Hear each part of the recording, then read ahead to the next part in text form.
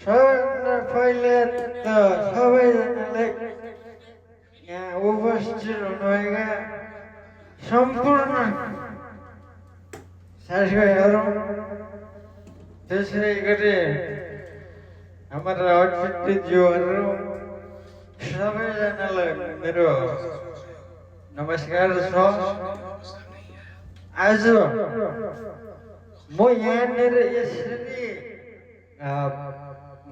बोल्नुको कारण चाहिँ के हो भन्दाखेरि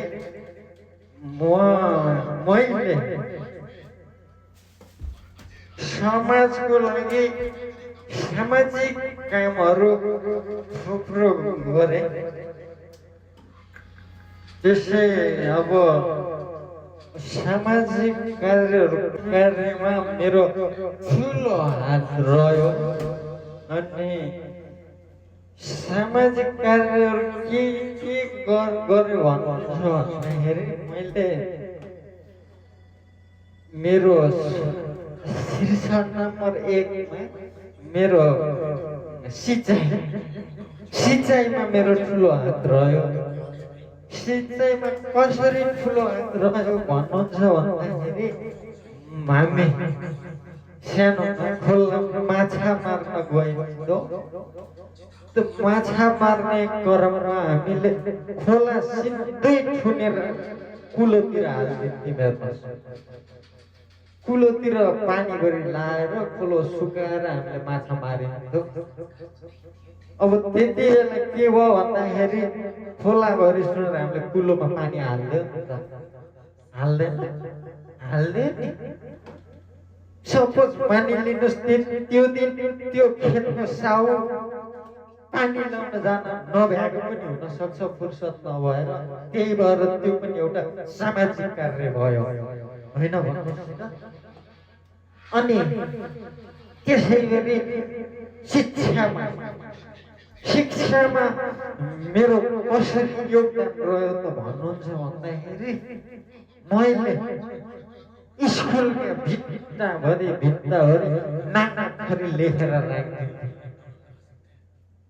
त्यो के फाइदा भयो त भन्दाखेरि त्यो पढ्न लेख्न नजानेकाहरूको लागि ठुलो फाइदा भयो।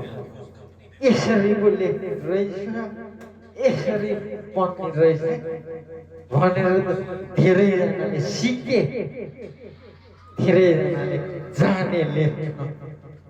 शिक्षामा पनि मेरो ठुलो हात भयो, होइन भन्नुहोस् त। अनि त्यसै गरी के भन्छ त स्वास्थ्यमा, अब स्वास्थ्यकै कुरा गरौँ। स्वास्थ्यमा मेरो कसरी हात रह्यो त के गर्यो होला भन्ने लाग्छ होला तपाईँलाई। स्वास्थ्यको लागि मैले के गरेँ भन्नुहुन्छ भन्दाखेरि मैले हस्पिटलको झ्यालबाट अस्थायी साधन चोरेर निकालेर मैले गाउँभरि बाटोभरि जथाभावी तन्त्र फालिदिन्थेँ। अब कतिपयलाई त हस्पिटलमा आएर सिधै माग्न लाज लाग्छ नि त, होइन? तिनीहरूको लागि कति फाइदा भयो। स्वास्थ्यमा पनि मेरो त्यत्रो ठुलो हात रह्यो। अनि यसै सम्बन्धीमा हामीले त अस्थायी साधनको भलिबल बनाएर पनि खेल्यो, कति खेल्यो। त्यति बेला खेलेको साथीहरू अहिले त दुईटा त इन्टरनेसनल खेलाडी भइसक्यो। त्यो त पनि फाइदा हो खेलमा पनि, है। अब मैले समाजको लागि के गरेँ नि हेर्नुहोस् न, है। समाजको लागि समाजका कलिला युवाहरू मातेर बिग्रेर हिँड्छन् भनेर गाउँको जति पनि जाँद रक्सीहरू सबै मैले खाएँ, धेरै जसो म आफै खाएर हल्लिएर हिँडेँ। कतिजनाले खान पाएनन् त, सुध्रे त तिनीहरू। अब कता कुरा गरौँ, यता अब यातायातको कुरा गरौँ।